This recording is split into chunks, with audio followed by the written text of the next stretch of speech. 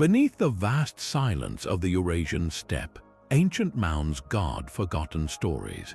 What profound secrets do these earthworks conceal, waiting to challenge our understanding of the past? This was the domain of the Sarmatians, fierce nomadic horse lords whose mastery of metal produced some of the ancient world's most stunning gold. We are embarking on a journey to 30 of their most enigmatic burial sites, places that hold the final clues to their lost world, their spiritual beliefs, and their mysterious disappearance from history. You will discover a forgotten civilization that rivaled the great empires of its time. We will uncover evidence of warrior women who may have inspired legends and confront the riddle of why such a powerful people simply vanished. What does the story of a lost people teach you about the fragility of your own legacy? In the sweeping grasslands of the southern Urals, the earth swells into great mounds known as the Filippovka kurgans. When archaeologists first broke ground here, they uncovered a spectacle of light, a hidden world crafted entirely from gold. The most breathtaking finds were the stags, magnificent deer figures rendered in the distinct Sarmatian animal style. These were not delicate trinkets but powerful, stylized creatures, their antlers sweeping back in elaborate curls, their bodies taut with muscular energy. They were more than mere art. They were symbols of status, of a spiritual connection to the natural world, and of sheer, unassailable power. The sheer volume of gold was staggering. Alongside the legendary deer were weapons sheathed in precious metal, intricate ceremonial vessels, and personal adornments fit for a king. This was not the scattered wealth of a common warrior. This was the hoard of a paramount chieftain, a leader whose authority was literally forged in gold. The presence of such immense treasure points to a society already highly stratified, with a ruling elite that commanded vast resources.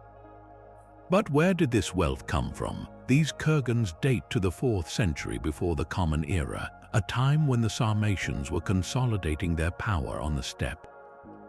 The answer likely lies in the trade routes. The elite buried here almost certainly controlled the flow of goods, the movement of exotic materials and ideas between the distant empires of the East and the burgeoning classical world to the West. They were not isolated nomads, they were connected, wealthy, and formidable. The gold of Filippovka does not just whisper of riches, it shouts of a civilization already in full command of its destiny, leaving behind a golden mystery for the ages. Yet the gold of Filippovka was not the whole story. A different kind of treasure, one of hardened steel and profound ritual, was emerging just a few hundred kilometers to the west. The Prokhorovka site in the Orenburg region gave its name to an entire phase of Sarmatian life, the Prokhorovka culture. Here, in the 4th to 3rd centuries before the Common Era, we see the Sarmatian war machine taking its definitive form. The kurgans at Prokhorovka yielded an arsenal of advanced weaponry. Long, heavy iron swords designed for slashing from horseback, powerful composite bows, and deadly arrowheads made of bone and bronze. This was the toolkit of a people whose power was built on the back of a horse and the reach of a well-aimed projectile. But alongside these instruments of war was a quieter revolution in how they honored their dead. The Prokhorovka kurgans are some of the earliest examples of the Sarmatian catacomb burial style. Instead of a simple pit, the deceased were laid to rest in a side chamber, a small room dug into the wall of the main grave shaft. This created a separate, house-like space for the eternal rest of the individual, a practice that suggests a deep and complex belief in an afterlife, a journey that required specific provisions and a protected resting place. The true enigma of Prokhorovka, however, is not just what was found, but what happened to it all. The most significant artifacts were discovered in the late 19th century, a time when archaeology was more treasure hunting than science. These so-called Prokhorovka treasures, a collection of golden ornaments, weaponry, and ceremonial items, were excavated without proper documentation. They were scattered, sold to private collectors, and lost to the chaotic currents of history. We have the descriptions, but we have lost the context. We know the treasures existed, but we cannot study the soil they rested in, the precise orientation of the body, or the other objects that lay beside them. This loss is a permanent silence in the archaeological record. What crucial clues about the rise of the Sarmatians vanished into those private collections, leaving us with a magnificent puzzle missing its most important pieces? The story of Sarmatian power is written not just in gold and steel, but in the stark contrasts between the honored dead. A few hundred kilometers west of Prokhorovka, in the Volga River region, the earth holds two very different testaments to their society. At Novouzensk, a massive kurgan was raised for a single paramount leader. His burial chamber was a final display of supreme authority, containing a full, disassembled war chariot and the complete skeletons of multiple horses, sacrificed to accompany him into the afterlife. This was more than a grave, it was a statement. The chariot symbolized his unmatched mobility and command in battle, while the horses, the very engine of steppe power, were a sacrifice of immense economic and spiritual value. He was laid to rest with golden torques, ornate weaponry, and ceremonial vessels, a chieftain whose journey to the next world required all the trappings of his earthly dominance. Just a short ride away, the Lebedevka burial ground tells the other side of this story. Here, the kurgans are smaller and far more numerous. The warriors interred within were equipped for battle, but not for glory. Their graves hold a simple iron sword, a handful of arrowheads, and perhaps a single personal ornament. There are no chariots, no processions of sacrificed horses, no hoards of foreign gold. These were the rank and file, the essential cavalrymen who formed the backbone of the Sarmatian host. Their honorable yet modest burials speak of a clear and rigid place in the social order. The silent dialogue between Novouzensk and Lebedevka reveals a civilization built on a steep hierarchy. Your status in life, your wealth, and your role in the tribe dictated the grandeur of your final farewell. From the chieftain who commanded the chariot to the warrior who followed him on horseback, every member of society had a designated place, a truth cemented into the very soil of the steppe. This clear social structure raises a deeper question, one that moves beyond the warrior elite. What happens when we look past the weapons and the gold to the very bodies laid to rest within these mounds? The next discovery would challenge everything we thought we knew about the roles of men and women in this formidable culture. A westward wind carried the Sarmatians from the heart of the steppe toward the shores of the Black Sea. In the lower Don region, their kurgans began to tell a new story, one of confrontation and cultural fusion. The Khokhlach kurgan stands as a stunning testament to this new chapter. Here, a noblewoman was laid to rest in a tomb now famous for the Phanagorian treasure. The artifacts surrounding her were a breathtaking blend of two worlds. Exquisite gold earrings and a delicate necklace, crafted in the finest Hellenistic style, lay beside classic Sarmatian gold plaques depicting stylized animals. She was a child of the steppe, yet she possessed the luxurious imports of the Greek colonies. This was not a one-sided adoption of foreign customs, it was a dialogue. The Greeks adapted their art for Sarmatian tastes, and the Sarmatian elite selectively embraced Greek luxury, weaving it into their own expressions of power and identity. This woman's burial is a silent record of a complex relationship, built as much on trade and diplomacy as it was on the threat of force. Not all interactions on this new frontier were so peaceful. The nearby Verbovsky burial ground tells a far grimmer tale. The warriors interred here met violent ends. Their bones bear the unmistakable marks of battle, shattered by the impact of heavy weapons and pierced by arrowheads. Some skeletons were found with weapons still embedded in them, a final, fatal moment preserved for millennia. These were not the clean wounds of a ritual sacrifice.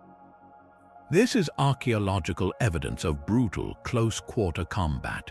Who were they fighting? The most likely answer points to the Scythians, the previous masters of these lands, or perhaps to rival Sarmatian clans vying for control of this lucrative border zone. The Verbovsky dead are a stark reminder that the Sarmatian expansion was not a peaceful migration.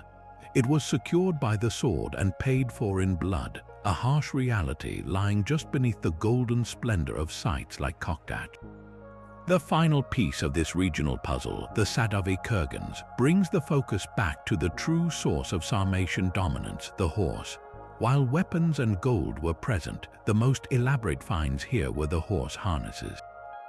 These were not simple functional tack. They were masterpieces of the metalworkers' art, adorned with intricate bronze and silver plaques, pendants, and fallery that would have jingled and shimmered with every movement.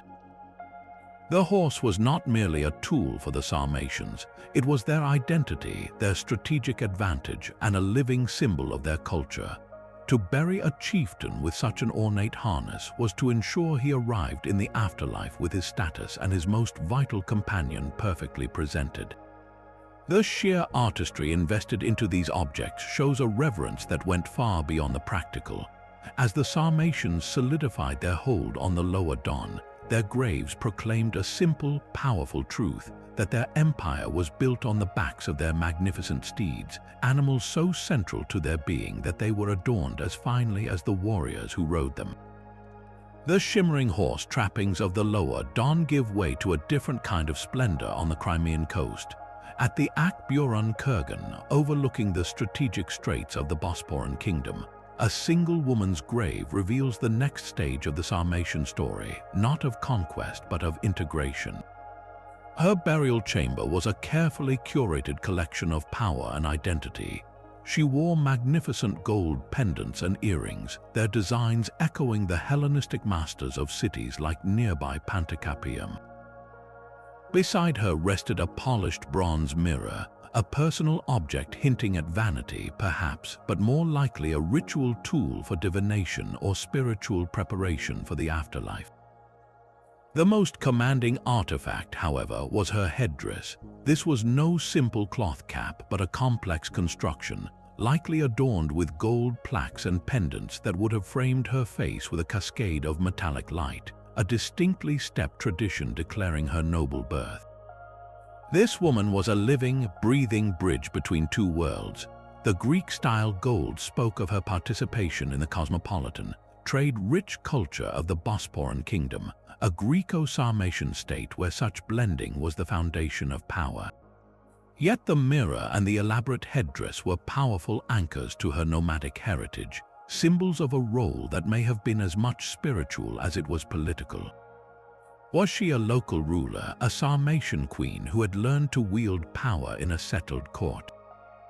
Could she have been a diplomat, a crucial link ensuring peace and prosperity between her people and the Greek cities?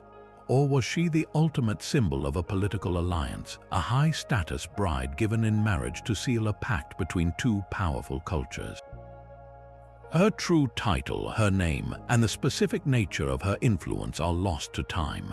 The Ak-Burun burial does not give us answers. Instead, it presents us with a beautifully crafted enigma, a person whose very remains testify to a world in flux, where identity was not a simple choice but a delicate and powerful fusion. While the Ak-Burun woman embodied elite fusion, the sprawling Ust-Olma necropolis in Crimea tells the story of the entire community. This is not a collection of royal mounds, but a vast city of the dead, holding thousands of ordinary Sarmatians across centuries.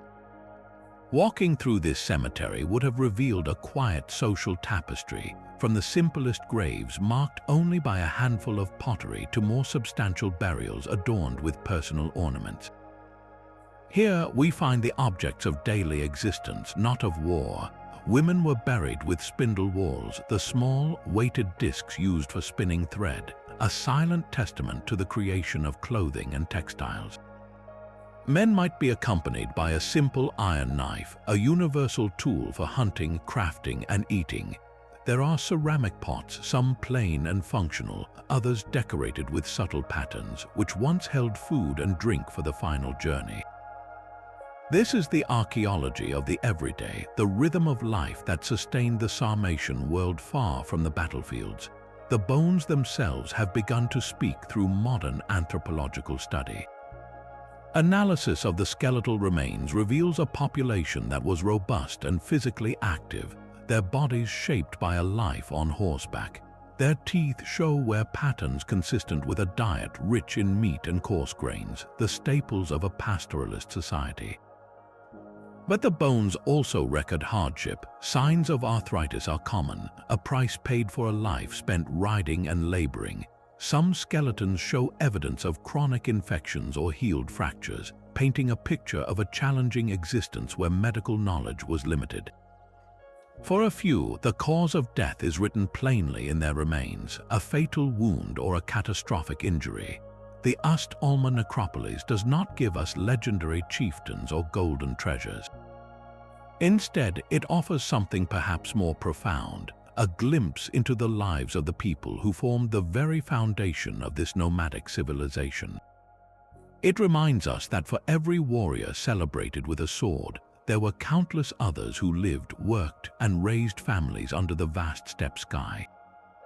This deep look into a settled community raises a compelling question. What happened when these people encountered a completely different worldview, one not of the open plains, but of the afterlife itself?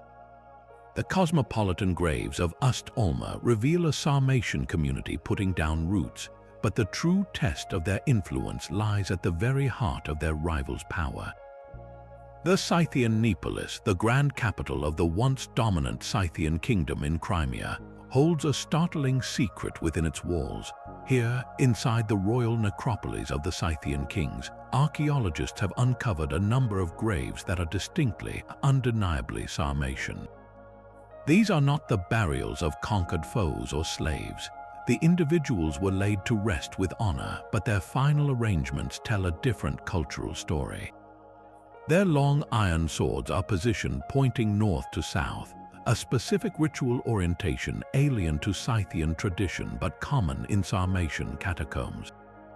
Their personal adornments are not Scythian gold. They are classic Sarmatian bronze mirrors and distinctive gold pendants decorated in the rigorous animal style of the steppe. So what were these Sarmatians doing in the capital city of their greatest rivals? The evidence presents us with a compelling historical puzzle with three possible solutions. The first and most dramatic is conquest. Perhaps these are the graves of a Sarmatian warrior elite who had successfully stormed the Scythian stronghold, deposing the old rulers and taking their place. The second possibility is one of peaceful coexistence, a slow cultural assimilation where two powerful peoples learn to live side by side, trading customs along with goods. But the third, and perhaps most intriguing explanation is that of the mercenary. The Scythian kings, their power waning, may have hired the formidable Sarmatian cavalry as their personal guard. A paid fighting force granted the privilege of burial within the royal precinct as a reward for their loyalty and service. The weapons and the jewelry do not tell us which of these stories is true. They only confirm that the Sarmatians were inside the gates, their presence altering the very fabric of Scythian power. This silent integration within Neapolis marks a pivotal moment in the history of the steppe, the point where one era of nomadic dominance was quietly, irrevocably giving way to the next. Deep within the Kuban region, a royal kurgan known as Zubovsky Kuta holds a paradox. Dating to the 1st century before the Common Era, this grand mound was built for a leader of immense stature. Yet when archaeologists entered the central chamber, they found the haunting emptiness of a tomb robbed long ago. The sarcophagus was violated, the most obvious treasures plundered. But then their lights fell upon objects that defied all logic. Gleaming in the dust were items of staggering value, seemingly forgotten by the grave robbers. A magnificent gold phial, a shallow libation bowl used for sacred offerings, lay as if just placed there. A heavy gold torque, the ultimate symbol of royal authority, rested nearby. Most striking of all was a long iron sword, its scabbard sheathed in brilliant gold. Why would thieves who had taken such risks leave these priceless objects behind? The answer is not a simple one. Perhaps the robbery was an act of frantic haste committed under the threat of discovery, forcing the looters to grab only the most portable jewels and flee. Yet the sheer size and weight of these overlooked items challenge that theory. Another, more compelling possibility is that this was not theft but a deliberate ritual act. In many ancient cultures, certain objects were considered so sacred, so intimately tied to the soul of the deceased or the gods themselves, that they were rendered taboo. To remove them from the tomb would be to invite a curse of unimaginable proportions. The gold phial used for pouring offerings to the gods may have been seen as a vessel of divine power. The sword was not merely a weapon, it was the embodiment of the king's right to rule and his duty to protect his people in the afterlife. To take it may have been considered an unforgivable transgression. The Verbovsky Kurgan presents us with a crime scene millennia cold, where the most valuable clues are the treasures that were left in place. They whisper of a power that transcended material wealth, a spiritual force so potent that even tomb robbers dared not cross its boundary. Down in the lush waterways of the lower Don Delta, the earth holds a different kind of truth. The Elizavetovsky Cemetery is not a collection of isolated royal mounds, but a sprawling burial ground for an entire settled community. Here, the sheer number of weapons is staggering. It seems nearly every adult, regardless of their specific role in life, was laid to rest with the tools of war close at hand. Simple iron swords, long and heavy for slashing from horseback, were a common companion for the final journey. Quivers filled with bronze-tipped arrows lay beside powerful composite bows, their wooden frames long since decayed but their deadly purpose still clear. This was not a society with a separate warrior class. This was a civilization where every individual was a potential defender, a culture living in a state of constant readiness. The most telling finds are the fragments of scale armor. These small, overlapping plates of iron or bronze sewn onto a leather vest represent a significant investment of resources and craftsmanship. This was not the gear of a raiding party, but the standardized equipment of a professional fighting force, or at the very least, a heavily militarized population. The presence of such armor suggests organized, large-scale conflict was a regular feature of life. Then, archaeologists uncovered the fire. In certain layers of the cemetery, they found clear evidence of intense, deliberate burning. Graves were scorched, burial chambers were collapsed by heat, and artifacts were twisted and blackened. This was not a ritual cleansing, this was destruction. The enigma of Elizavetovsky is this violent scar upon its soil. Who brought this fire? Was it a rival Sarmatian clan pushing into their territory in a brutal struggle for control of the fertile delta? Could it have been a retaliatory strike from the settled peoples to the west, finally pushing back against the steppe horsemen? Or was this the result of an internal revolt, a bloody uprising that consumed the community from within? The charred ground offers no easy answers, only the stark certainty of a sudden, catastrophic end for this particular chapter of the Sarmatian story. It is a chilling snapshot of a world where peace was fleeting, and the line between a thriving settlement and a smoldering ruin was terrifyingly thin. The charred ruins of Elizavetovsky speak of a world consumed by fire, but another discovery in the southern steppe reveals a world illuminated by gold. In the Astrakhan region, the Khokhlach burial mound yielded an object of such stunning artistry that it forces us to reconsider the Sarmatian horizon. It was a golden death mask, a sheet of precious metal carefully hammered to capture the serene, placid features of a nobleman's face. The concept is startlingly reminiscent of the famous masks of Mycenaean kings from 1,000 years earlier, yet the craftsmanship is pure Sarmatian. This was not a Greek import, it was a local creation, a powerful statement of identity and belief. The man who wore this mask was laid to rest in a chamber filled with the echoes of his power. His body was adorned with a heavy gold torque, and his fingers were covered in intricate rings. A long iron sword, its hilt gleaming with gold inlay, lay at his side, a permanent companion for the afterlife. Ceremonial vessels of silver and gold were placed around him, alongside a magnificent rhyton, a drinking horn fashioned from a precious metal, often used in sacred rituals. Every object was a testament to immense, concentrated wealth, but the mask itself is the central enigma.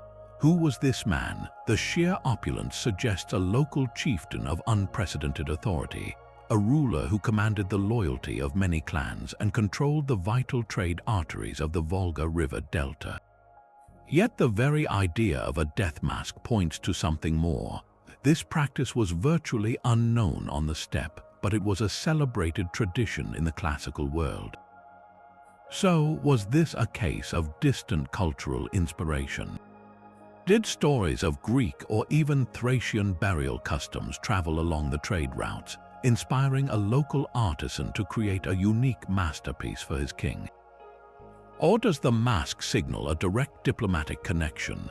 Could this man have been an envoy or an allied ruler who had personally encountered Hellenistic diplomats, receiving gifts and ideas that he then wove into his own royal symbolism? The golden face from Khokhlach offers no answers, only a silent, gleaming challenge. It forces us to see the Sarmatians not as isolated nomads, but as active participants in a vast, interconnected ancient world, selectively adopting and adapting foreign concepts to forge a new and powerful expression of their own sovereignty. The golden features of the Khokhlach mask present a crafted identity, but along the windswept banks of the Manich River, a different and more visceral form of body modification emerges from the earth. Here in the Caspian steppes, a series of burial mounds reveals a Sarmatian community deeply entrenched in the traditions of the catacomb grave. The deceased were laid to rest in these subterranean side chambers, accompanied by the essential tools of their existence. Bronze cauldrons, vital for communal meals and ritual feasts, sit beside the ever-present long swords and quivers of arrows, painting a familiar picture of a warrior society sustained by pastoral life. Yet within these typical graves lies a profound physical mystery. The skeletons of some individuals, both men and women, bear the unmistakable mark of intentional cranial deformation. Their skulls are strikingly elongated, rising to a high, tapered peak. This was not a genetic quirk. It was a deliberate cultural practice, achieved in infancy by carefully binding the soft, pliable skull of a newborn with tight cloths or wooden boards, slowly molding the growing bone into this distinctive shape over the first years of life. Why would a parent subject their child to such a process? The theories are as compelling as they are varied. Some scholars argue it was purely an aesthetic ideal, a standard of beauty that set this group apart, much like certain body modifications in modern societies. A more powerful possibility is that it served as a permanent biological badge of nobility. From the moment they could walk, an individual with an elongated head would be instantly recognized as a member of the elite, their high status literally carved into their very bones. This visible marker would separate them from common warriors and herders, reinforcing a rigid social hierarchy every time they entered a room. But the most enigmatic theory connects the practice to a specific ethnic or religious identity. Perhaps the elongated head was meant to mimic the appearance of a revered ancestor or even a deity, a physical transformation meant to bring the wearer closer to the divine. It could have been a ritual requirement for a priestly class, or a way for a migrating clan to maintain a visible symbol of their unique heritage amidst the vast and diverse steppe. The artificially shaped skulls from the Manich River Valley are silent, skeletal questions. They force us to wonder about the immense cultural pressures that would shape a human being from their first breath, creating a living monument to a belief system so powerful it was etched directly into the body. A burial mound without a body stands as one of archaeology's most profound contradictions. In the Ukrainian steppe, the Sarmatian Kurgan presents exactly this puzzle, a monument of immense effort built for an occupant who was never there. The structure itself was a masterpiece of ancient engineering. A deep, rectangular shaft was dug into the earth, and at its bottom, builders constructed a spacious wooden chamber, a final house intended for a person of the highest rank. This chamber was then filled with a wealth of grave goods as if awaiting their owner. A long iron sword, a quiver full of arrows, and a powerful composite bow were placed inside, the essential arsenal of a Sarmatian warrior. Ceramic vessels, some plain and others beautifully decorated, were carefully arranged, their contents of food and drink meant to sustain a soul on its journey. Everything was prepared for a grand funeral, yet the central figure was missing. The chamber was a cenotaph, an empty tomb. How do we explain this deliberate absence? The first possibility is a practical tragedy. Perhaps the body was lost at sea during a military campaign far from home, or it was destroyed in a fire, leaving the community with nothing to bury. They may have constructed this mound as a necessary tribute, a place for the chieftain's spirit to reside since his physical remains were unrecoverable. Another, more spiritual interpretation suggests this was a symbolic burial for a leader who achieved a mythical status. If he was believed to have ascended to the gods or been transformed into a divine ancestor, a physical corpse may have been considered unnecessary, even inappropriate. The tomb then becomes a monument to his legacy, not a container for his bones. A third and deeply intriguing theory is that this was never meant for a body at all. The Chmyreva Mogila could have been a purely ritual site, a place where the community performed ceremonies to honor an absent deity or a deified cultural hero. The weapons and the pottery were not provisions for the dead, but offerings to the divine. This single, empty chamber forces us to question the very purpose of these great earthworks. We assume a burial must contain a body, but the Sarmatians, it seems, understood that some of the most powerful things we bury are not bones, but memory, hope, and faith. A warrior's final rest was a meticulous preparation for the next world. In the 1st century of the Common Era, a Sarmatian nobleman was laid to rest within the great Bosporan Kurgan in Ukraine, equipped with the complete arsenal of his station. His long Kontos lance, a weapon so heavy it required 2 hands to wield from horseback, was the signature tool of the Sarmatian cataphract, a heavily armored cavalryman who could shatter enemy lines. Beside him lay his powerful composite bow and a quiver still stocked with dozens of deadly arrows, the instruments of war from a distance. An iron longsword rested at his side, the final piece of his warrior's panoply. This was a man defined by his martial prowess, sent to the afterlife fully armed for whatever battles lay ahead. Yet the most captivating discovery was not these formidable weapons, but a collection of small, ordinary stones. These were not scattered randomly in the soil. They had been placed with clear intention on specific points of his body. Why would a warrior buried with such wealth be accompanied by simple river rocks? One theory suggests a spiritual protection, a ritual where the stones acted as a barrier against malevolent spirits that might seek to disturb his eternal slumber. Another, darker possibility is that they were meant to weigh him down, to anchor his soul to his body and prevent it from wandering restlessly and potentially bringing harm back to the living. A third, more poignant explanation looks to his life, not his death. The stones could have been part of a healing practice placed on old battle wounds or sites of chronic pain in a final, hopeful act of mending his body for the journey ahead.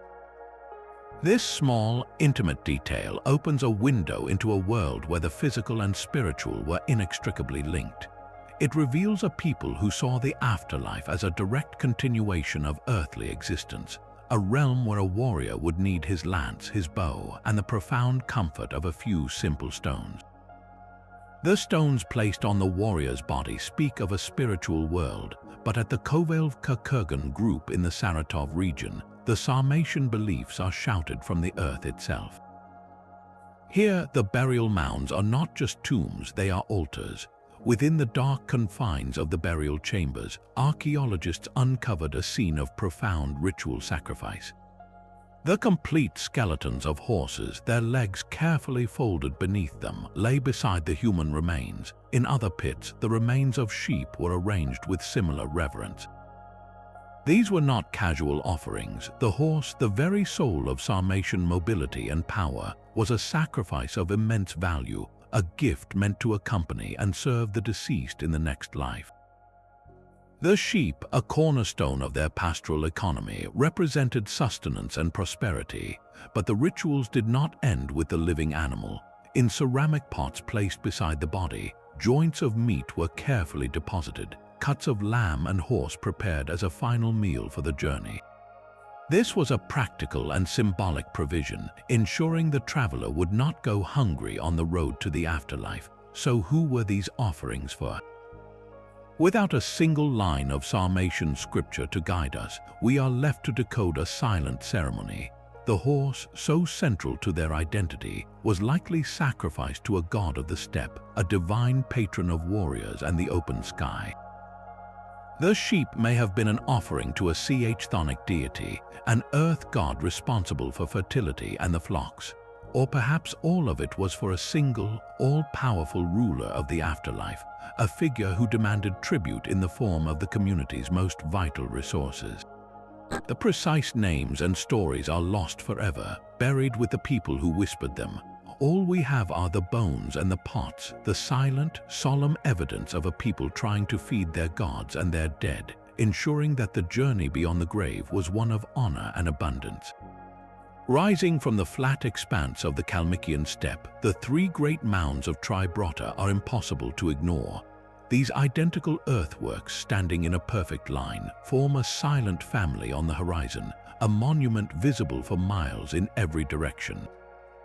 Their alignment is no accident of nature. It is a deliberate statement, a geometric claim upon the land itself. Excavations revealed that these were not single-event tombs. Each kurgan was a layered chronicle containing multiple burials from different centuries. This was a sacred ground revisited, a place where generation after generation chose to lay their ancestors to rest, physically weaving their lineage into the very soil. The central enigma is their uniformity. Why were these three mounds built to the same exact specifications, as if stamped from a single blueprint?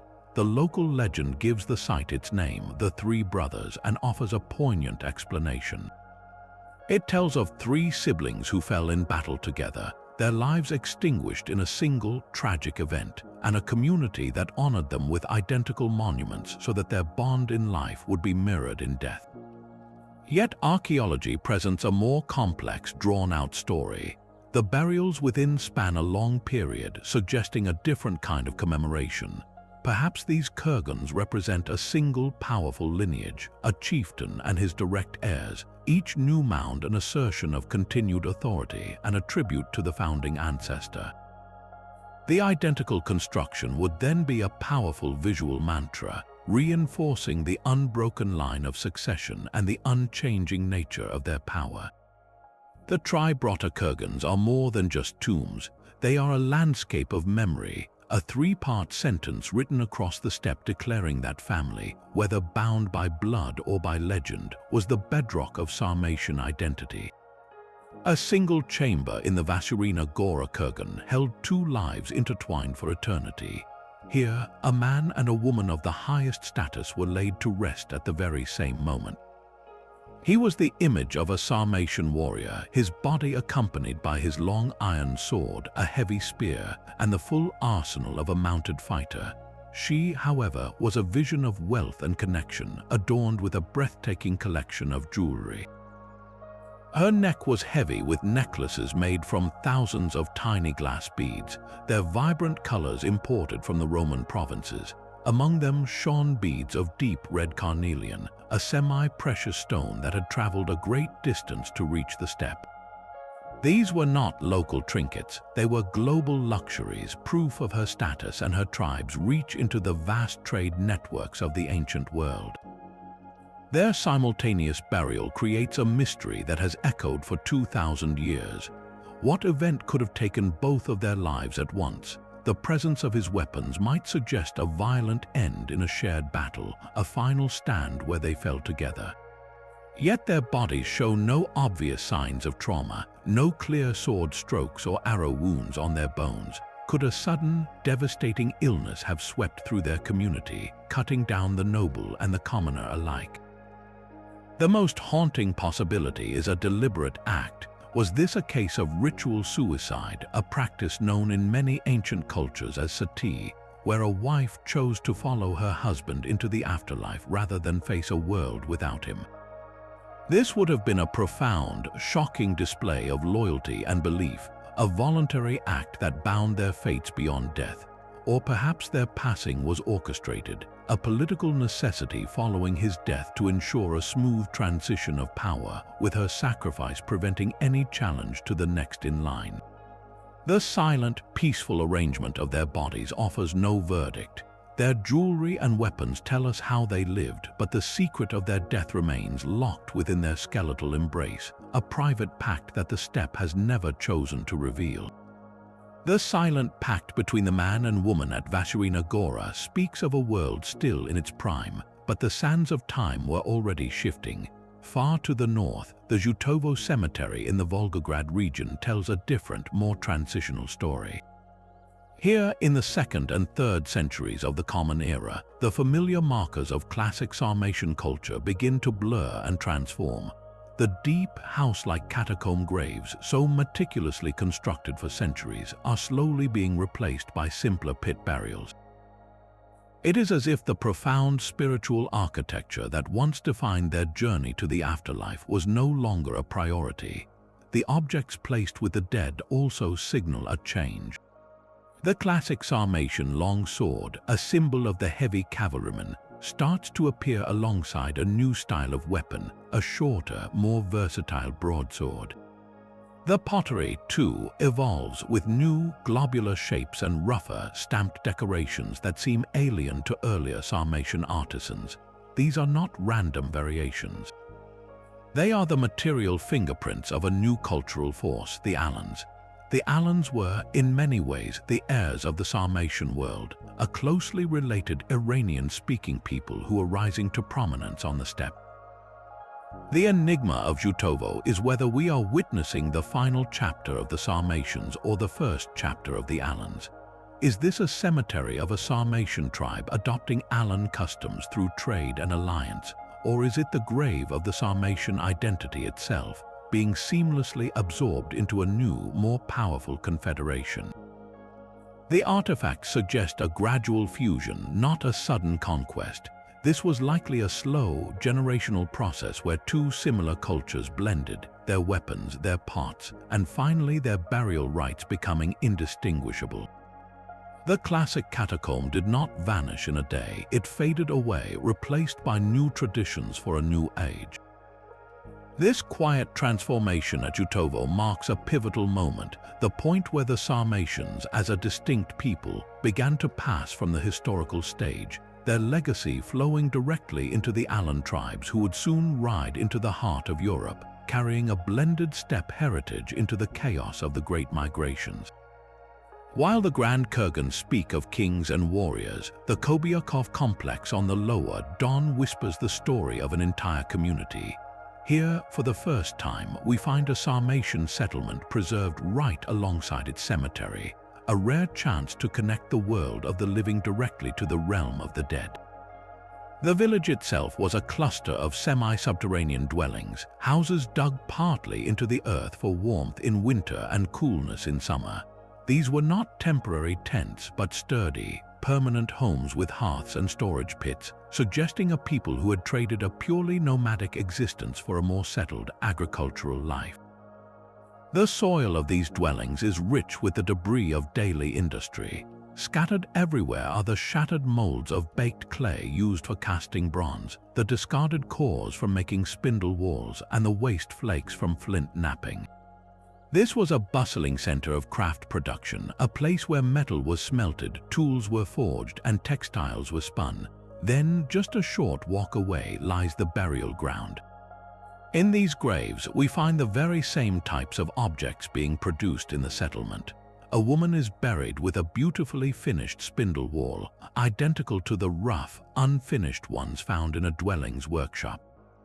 A man is laid to rest with a perfectly cast bronze arrowhead, a finished product of the process evidenced by the broken molds back in the village. The profound mystery of Kobyakov is this intimate connection. Can we match the artisan with their tool? Is the woman buried with the spindle whorl the very same person who sat in that sunken house spinning thread for her community? Was the man with the fine bronze arrowhead the metalsmith who crafted it? The evidence is tantalizingly close, yet just beyond definitive proof. This site breaks down the wall between the living and the dead. It shows us that the objects placed in the grave were not just symbolic offerings, but were often the actual, personal possessions of the deceased, the very tools of their trade and identity. Kobyakov offers a more complete, more human portrait of the Sarmatians, not as distant, mounted legends, but as farmers, weavers, and metalworkers who lived, worked, and were ultimately buried in the place they called home. A Roman soldier's prized medal lay in the grave of a Sarmatian chieftain, hundreds of miles from the nearest legionary fortress. This was the central mystery of the Susli Kurgan, a burial mound in the Stavropol region that contained a single, breathtaking object of foreign origin. The item was a silver phalaria, a sculpted disc that would have been mounted on a Roman soldier's armor as a high military decoration. It was not a crude copy. It was of impeccable Roman craftsmanship, made of solid silver and intricately engraved. At its center was the powerful, stoic face of the Gorgon Medusa, a mythical figure whose terrifying gaze was believed to turn enemies to stone, a potent protective symbol for a warrior. But the true key to the puzzle was the inscription etched carefully along its rim, naming the specific Roman military unit to which it belonged. Here was an object of immense personal and regimental honor, something a Roman soldier would have fought to the death to protect. So how did it end up in the possession of a steppe chieftain, buried with him as a marker of his own status? The discovery ignites a fierce historical debate with three compelling possibilities. The first theory casts the Sarmatian leader as a mercenary. Did he, and perhaps his warriors, serve as auxiliary cavalry in the Roman army, fighting in some distant campaign? Upon his honorable discharge, he may have been granted this phalaria as a formal reward for his service, a tangible symbol of a pact between steppe and empire. The second theory is one of diplomacy. Was this magnificent object a gift from a Roman envoy, presented to a powerful chieftain to secure his alliance, to ensure his warriors would not raid the empire's vulnerable frontiers? It would have been a small price to pay for peace, a piece of silver to buy the loyalty of the steppe. But the third theory is one of sheer, violent triumph. Did this chieftain lead a raid against a Roman unit, overwhelming them in a brutal skirmish? The phalaria would then be the ultimate war trophy, stripped from the body of a high-ranking officer he had personally defeated. It would be a symbol not of friendship but of dominance, proof that the might of Rome could be challenged and bested on the field of battle. The silent, gleaming disc offers no verdict. It simply rests in the soil, a single point of contact between two vastly different worlds, forcing us to question whether the relationship was one of employment, negotiation, or conquest. The Roman phalaria from Susli represents a fleeting moment of contact, but to the south, a far more profound transformation was taking root. High in the forested slopes of the North Caucasus Mountains, the Sarmatian story finds its ultimate echo in the Elenian catacombs of Klinyar. Here, the great earthen kurgans of the open steppe give way to something more permanent, tombs carved directly into the living rock of cliff faces. These are not simple holes in the ground. They are intricate subterranean houses for the dead, with entrance shafts leading down to vaulted chambers, their walls smoothed by skilled hands. This shift from mound to mountain marks a pivotal evolution, a people adapting their deepest spiritual practices to a new landscape and a new era. The artifacts found within these stone chambers are a breathtaking blend of old and new.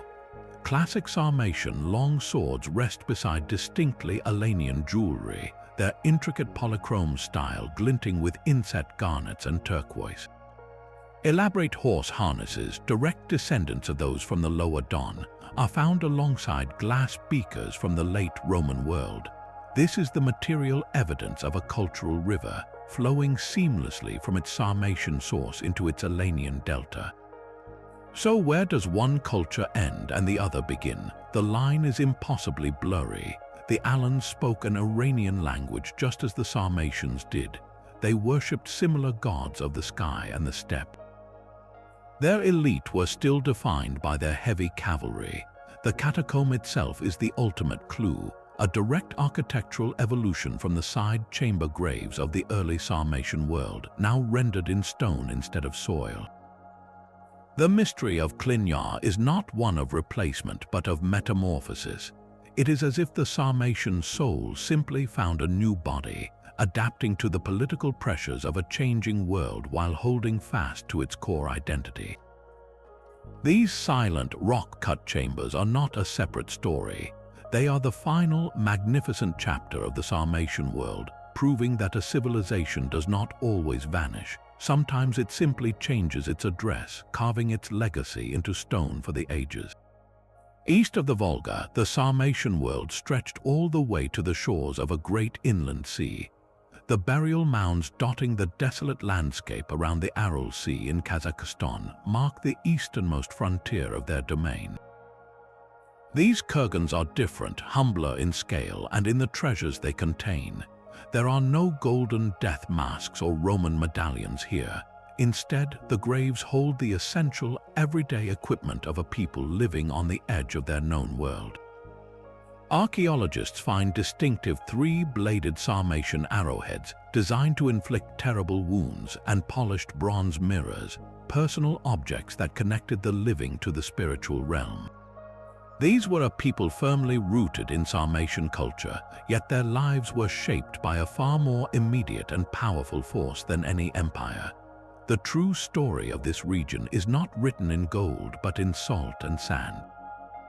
Today, the Aral Sea is a ghost of itself, a catastrophic ecological disaster zone where fishing boats lie stranded on a sea of sand. This was not always so.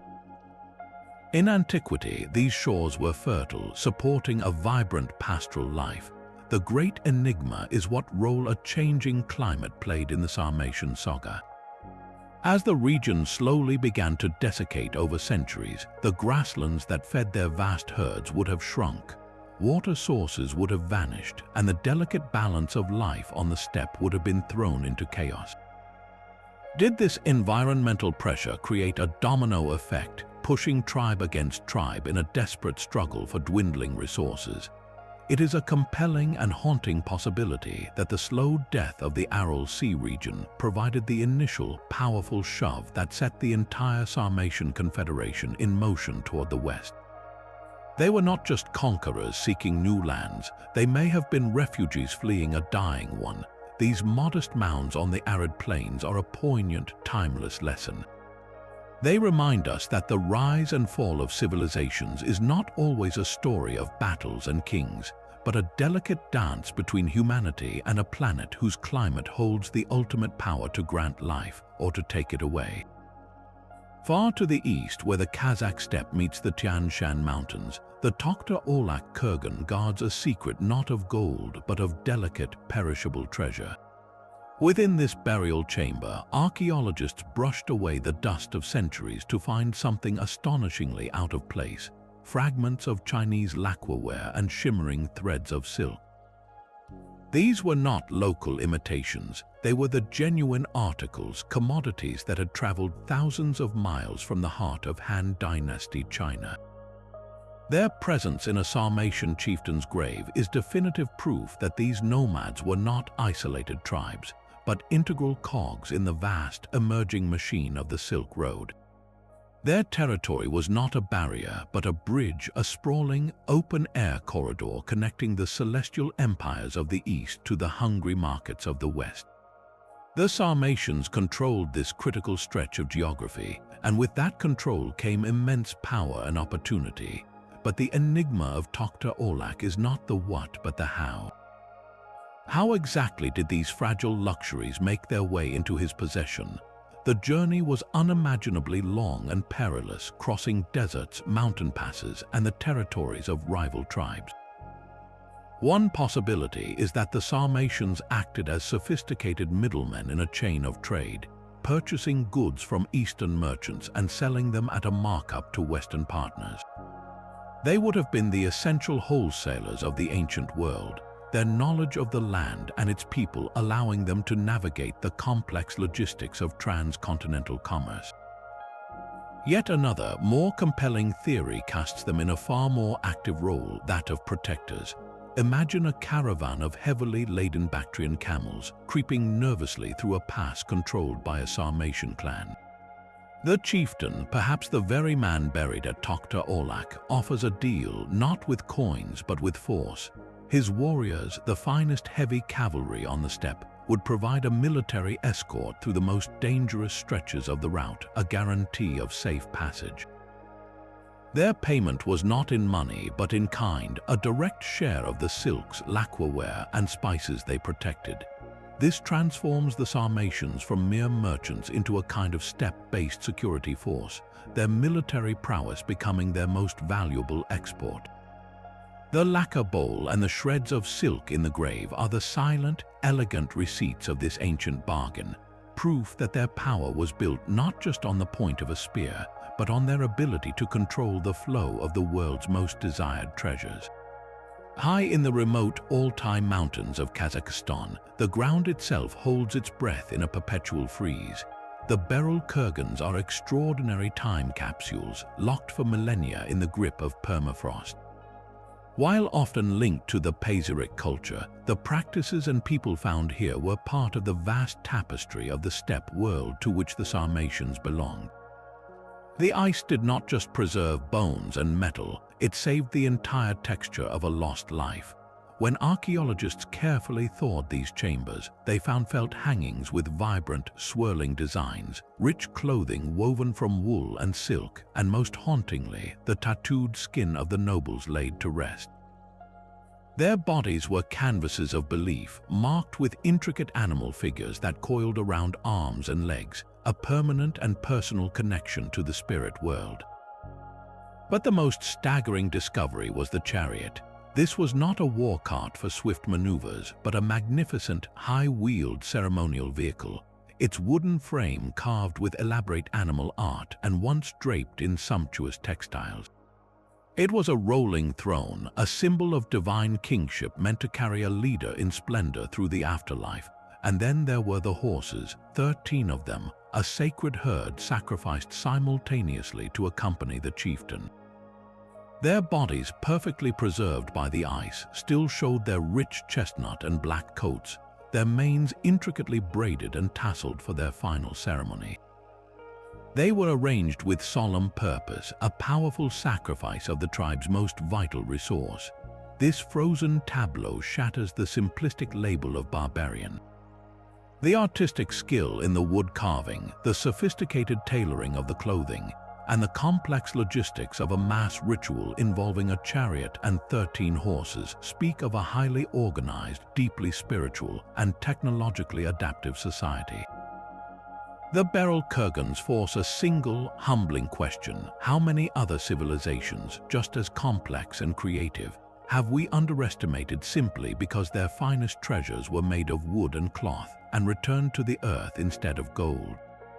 Gold is a language, and the Bactrian horde speaks in a dozen different dialects. In 1978, a Soviet-Afghan archaeological team uncovered 6 undisturbed nomadic tombs at Tilya Tepe in northern Afghanistan. The site's name means Hill of Gold, and it proved prophetic. Within these chambers lay the bodies of 1 man and 5 women, a prince and his female entourage, adorned with a staggering collection of over 20,000 individual gold objects.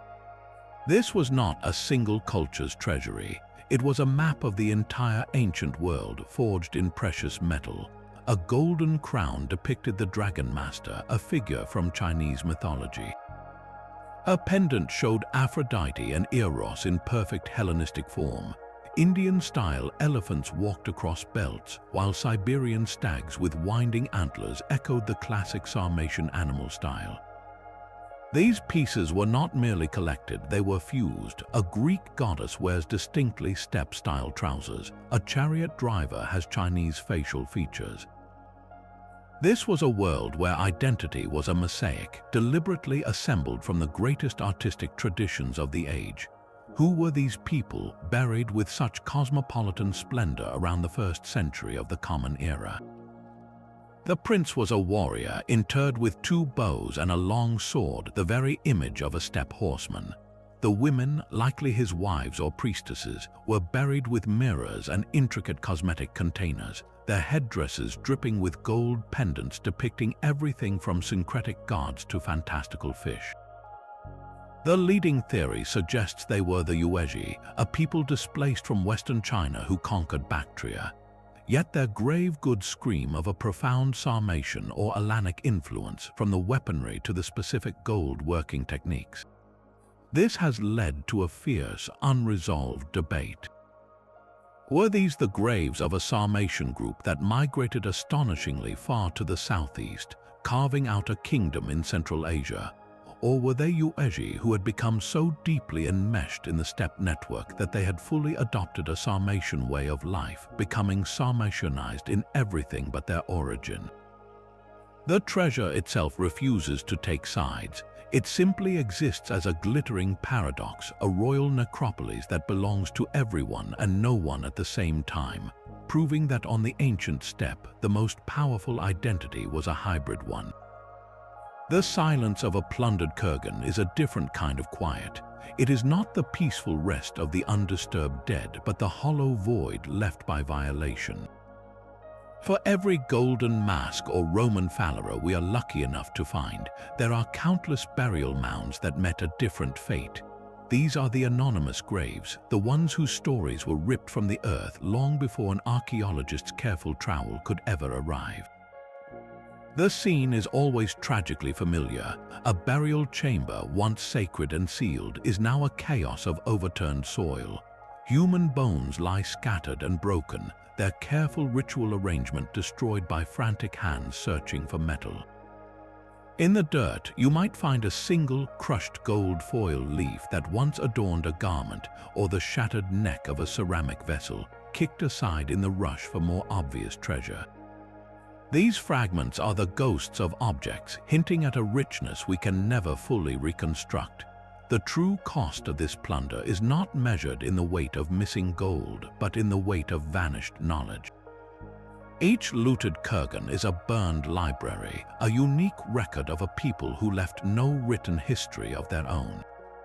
What did those stolen artifacts look like? Were there objects of unique craftsmanship that would have redefined our understanding of Sarmatian art?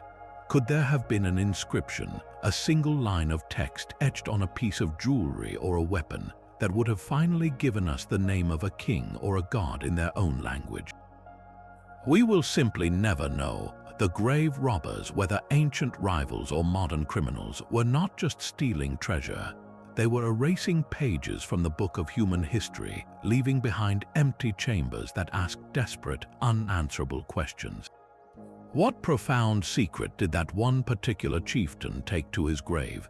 A secret we could have learned if only his final resting place had been left intact.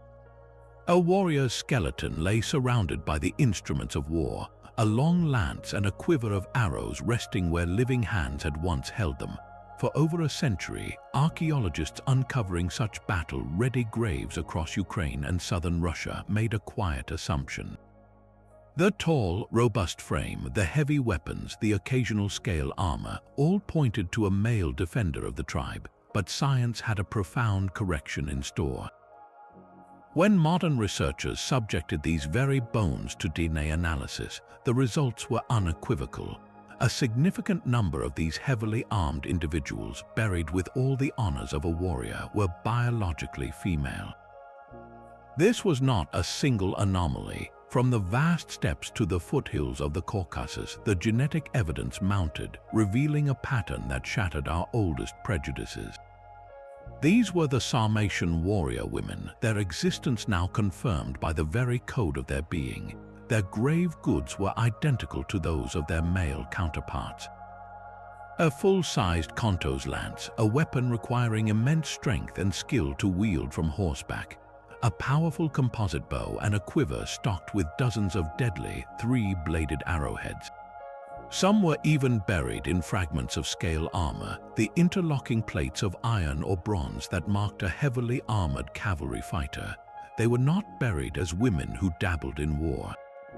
They were interred as professional warriors, their status earned and recognized by their community.